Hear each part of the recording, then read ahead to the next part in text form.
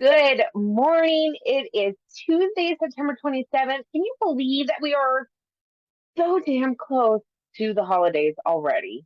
So, this is our traditional time that housing is going to be slowing down. We're going to start seeing, unfortunately, some of the effects of mortgage interest rates lately and how they've been affecting the market, and then our natural slowdown for the season progress. So, it is perfect right now to really work and dive into yourself and business planning for next year.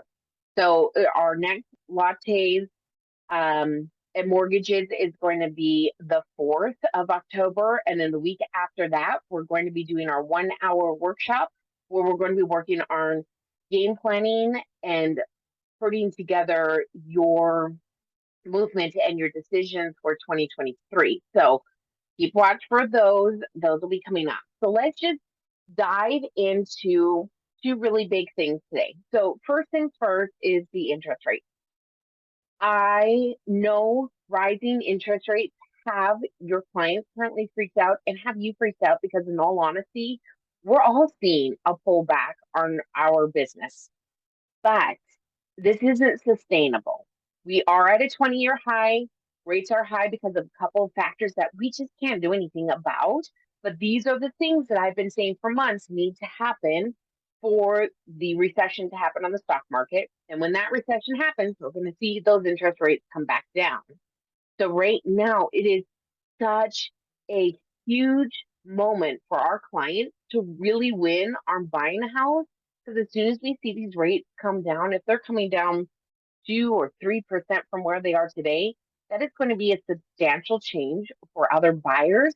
And they are going to instantly want to buy homes.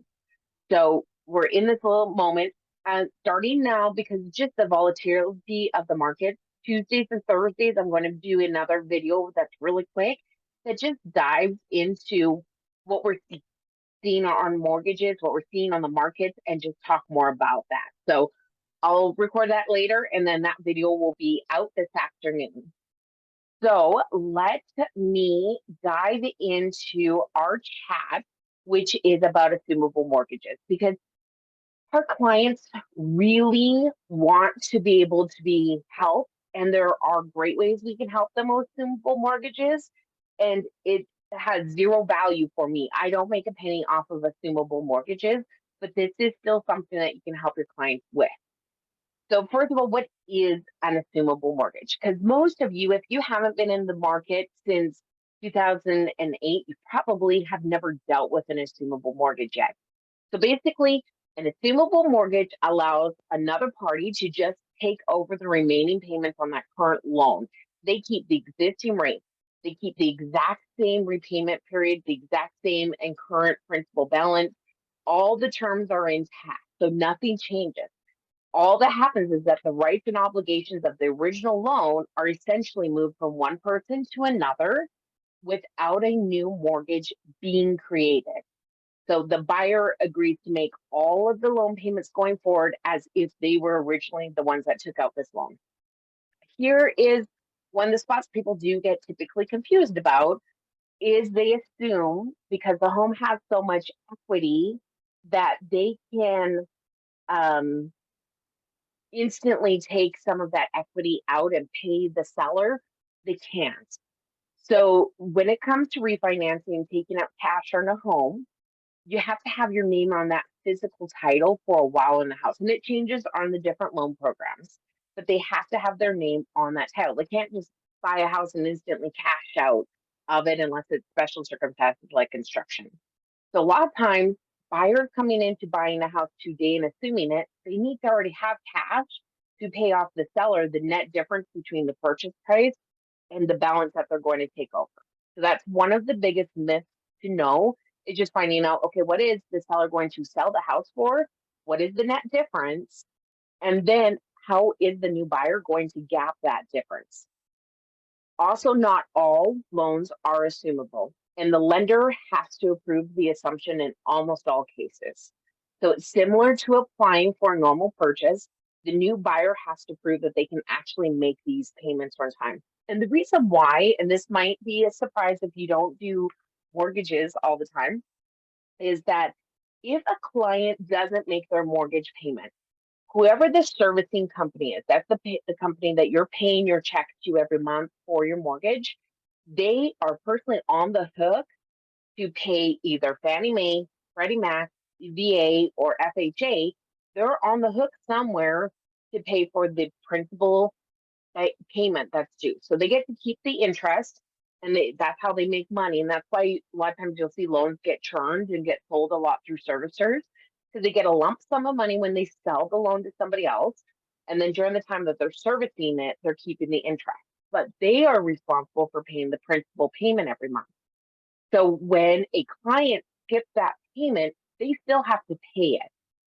So they have to ensure that the new person that's going to take over this loan, that they can pay that servicer so that they can make their payments on time. I do find with assuming a mortgage, it's a lot more difficult than actually getting a mortgage. Quite typically, the ability to qualify for the loan is harder. They're a lot stricter on the debt to income ratios and credit score requirements, and they really deep dive into any mistakes that somebody has made on their income or their credit history versus buying a house, getting a mortgage the first time. The guidelines are a little bit more flexible. So that's two of the big myths. And there's two types of loan assumptions. You really want to make sure you understand these ones. So you've got a simple assumption. Think of this one like owner financing, but it's more formal. So in an owner financing situation, the new buyer coming in typically puts down a decent down payment to the current owner and then pays them rent plus a little. And that little bit is supposed to go to a third party like the escrow company. And it's supposed to be actually put into an account and added up. So that way, when the new renter turns around to purchase that home, this extra that they've been paying is either their closing costs or goes toward paying down the balance. But typically a lot of owners don't do that. They keep that extra cash, and then when it's time for the current people to finance, they don't have extra cash to use. So the simple assumption is more formal. It's where the buyer takes over those mortgage payments from the seller, and it's a private transaction, but title is involved, and the title does pass from the seller to the buyer. It requires a little less involvement from the lender, and a lot of times these ones are not approved. The process is very risky for the seller. Basically, they become a co-borrower on the loan. They still remain fully liable for the payments on the original debt. During this simple assumption, they are responsible for everything. Their credit can be damaged. They could go into foreclosure. They could have a bankruptcy lien against them, things like that happen against them because they are 100% responsible for this home, because they allowed somebody that couldn't qualify for a mortgage really to come in and move the title over to them. So it's risky. That's why a lot of times lenders won't allow a simple assumption. Novation is where the buyer takes over the payments for the mortgage and the lender formally moves all the rights and responsibilities of the original mortgage to that new person. So following the novation, the original borrower is 100% released from the liabilities on that home. The new obligation is created with the same terms and the exact same interest rate as the old loan, nothing changed. So the existing loan is just moved. It's recorded with title, everything goes through escrow, it's all legitimate. And then outside of VA loans, which we'll talk about, the current buyer now truly owns that house. So the old buyer is not responsible for anything, including liabilities, liens, anything. One thing that can come up with this, because the current mortgage is not being paid off, is still staying in the same lien position. So if the current buyer has other liens, let's say they have a lien for solar, they have a lien for a roof. Let's say they went to Spokane SNAP program and went and got help with heating, with windows, things like that, and got a lien against the property. Those liens are still all there. And if the new current buyer doesn't check that title report very clearly, they are assuming all of those liens, because in a typical mortgage transaction, we pay off the first lien, which is why the seller has to prove all these additional liens are paid off, because they take the position of the current mortgage. But in an assumption, this mortgage never moves, so these liens don't move their positioning either. Does that make sense to you guys? So really important to know about that.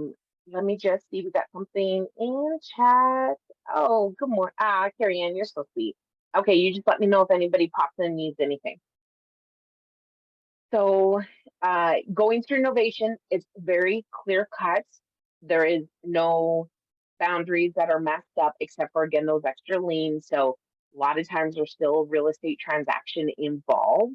So, that's where on real estate side, you could still be paid, but you'll have to figure out how you're getting paid, who's going to pay you, what is going to be your position within those terms, and make sure that it's clear somebody has to pay for it. Because, again, the buyer coming in, they can't take equity out of the house.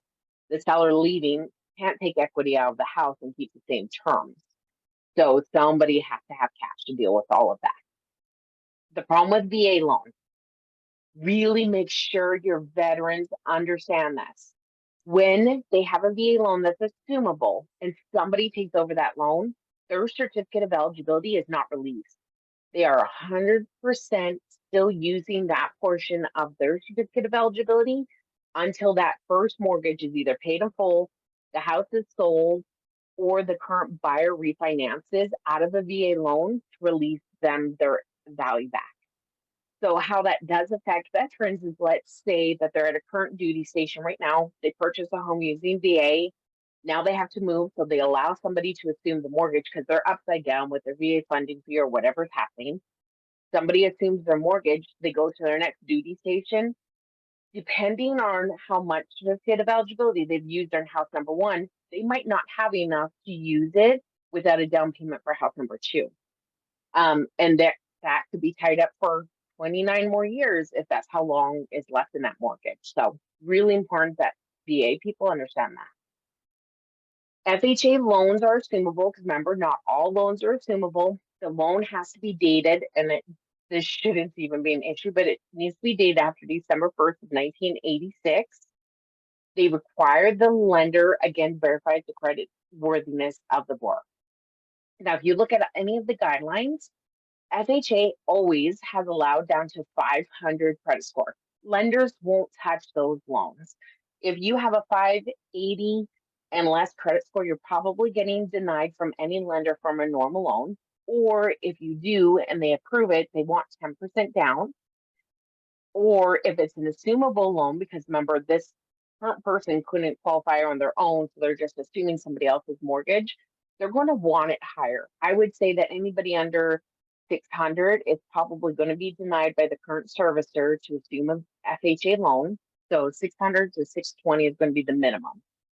They're really picky on the debt to income ratio too. So on a standard FHA loan, you could tend to go up to 50% of your debt to income. Now that's taking all of your monthly payments that are reported on your credit report, plus the cost of your new house, divided against your monthly income before tax. And that percentage needs to be 50% or less. The higher the risk of a person is, the lower their credit score, the lower that debt to income needs to be. But on an assumable mortgage, they usually want about 41% as the maximum debt to income ratio. So it makes it a lot harder for somebody to jump through that hoop. USDA loans are assumable as well. I've never heard of a USDA one actually being approved. Doesn't mean that they're not. USDA is already the hardest government mortgage loan to get approved. They always have very strict debt to income ratios. They have strict income requirements. They use household income too, not just applicant's household. So, for example, we're seeing a lot of generational families living together. So if you have, let's just say mom is living with you and collects Social Security, and let's say grandma lives with you and gets pension, and then you have your own income, under USDA, maybe your income was under the 115% average median income, but the USDA program listed all three of you because you live together, and that household income is what they use to qualify. So now you can no longer qualify for USDA. So again, super strict on credit requirements, on debt to income ratios. USDA is a hard one. VA loans are, oh, back to FHA. One more thing about FHA. The current buyer can't be behind on their loan. So under VA, They will allow a VA to be assumed if the current buyer is underwater a little bit. The loan has to get caught up before the transfer happens, but they will allow it. Or in FHA, if the current buyer is already behind, they're not going to allow the assumption to happen. So your FHA buyer will need to sell their house officially.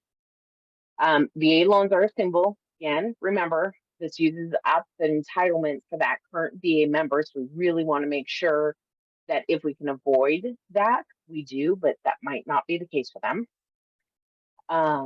If a service man or woman is required to move quickly on orders, for example, I have a couple of clients over on Kitsap side.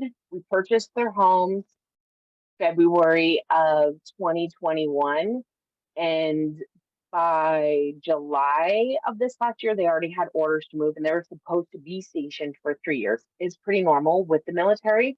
In all of those cases, other than one, they didn't have enough equity left over in the house to sell and have enough equity to pay all the closing costs and pay off the VA funding fee and net what they needed.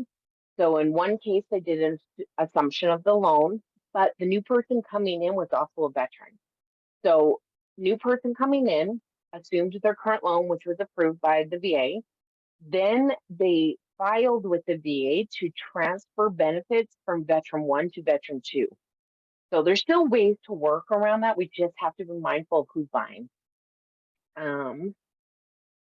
Conventional loans are never assumable, and it's because on the notes for conventional, it actually says that it's due on sale clause. So as soon as a home is sold to a different owner or anything, it automatically becomes due on sale. So they're never, ever assumable. You have to go through the loan servicer, not the previous lender or the bank. Whoever the client is paying today, that's the person you have to work with to get the assumption done. So a couple of questions that I hear a lot, which we talked about, is that the seller is, let's say, selling the home for $500,000. They own $300,000. They want $200,000. Again, the new buyer, if they want to assume that mortgage of $300,000, they need to figure out a way to come into the deal with $200,000 cash. So it could be really difficult to do when there's a huge gap of equity. And then there's cost. So FHA cost, usually 2 to 3% of the loan amount is closing fees for FHA. So some of those fees are going to be capped. It's going to change lender to lender. And usually you don't need a new appraisal, but you still have closing costs, which again, the buyer has to figure out how to come into the new transaction and pay those. The way the assumption works is super easy. You just find out again who they're servicing.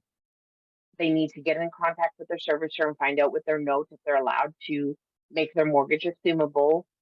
On an FHA mortgage, the loan has to be 96.5% or less of the current value. And down payment assistance loans through Washington State Housing, those are not assumable. So they are FHA loans, but Washington State Housing will not allow them to be assumable. And the client, when they purchase the home, they owe more than the home's worth because of the second lien for the down payment. So they instantly owe more than the 96.5%. So keeping that in mind too, it takes usually about 45 to 90 days for an assumption to happen. In a lot of cases, I have heard of them being denied.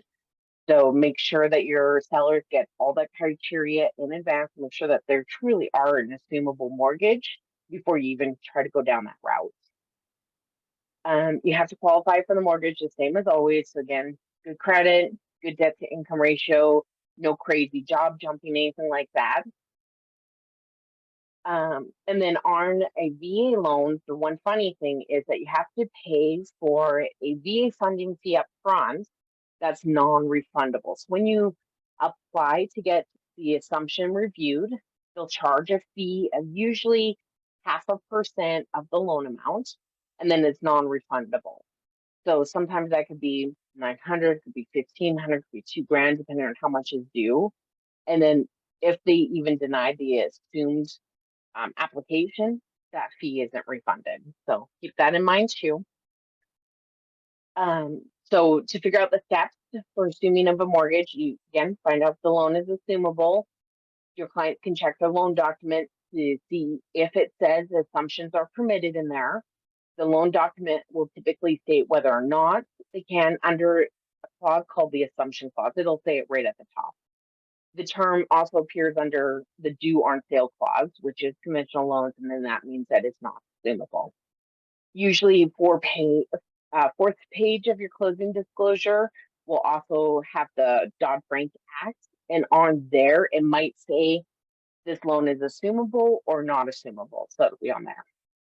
They need to send the assumption request to the lender.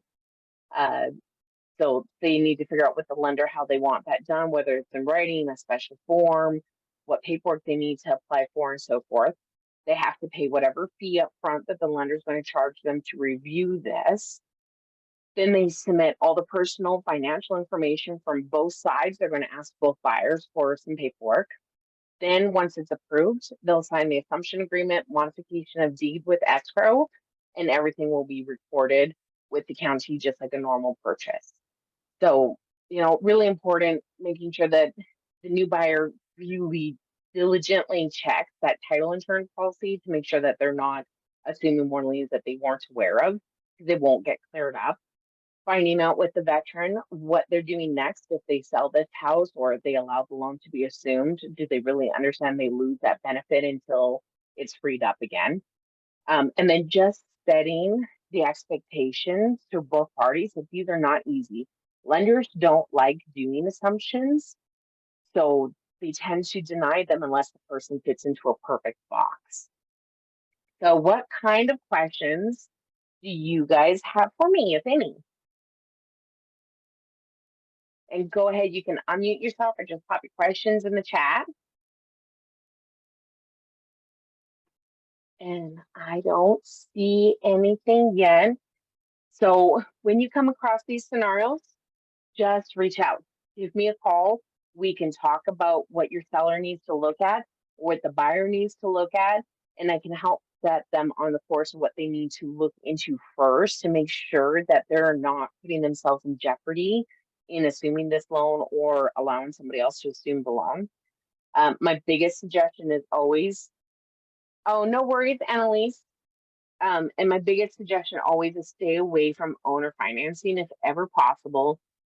Just because, again, if the owner doesn't pay the insurance, if the owner doesn't pay property taxes, the new buyer could lose anything extra that they've been paying because they don't own the house. The current buyer could sell the house without the new buyer knowing if it's owner finance and there's been no title paperwork recorded or anything like that, or no real contracts done. So definitely going through the assumption side is a lot safer of a cost. But otherwise, that is it for me. I always try to keep these super short. This one went a little bit longer than typical, but I will see you guys next Tuesday. Have a great day, and thanks for being here.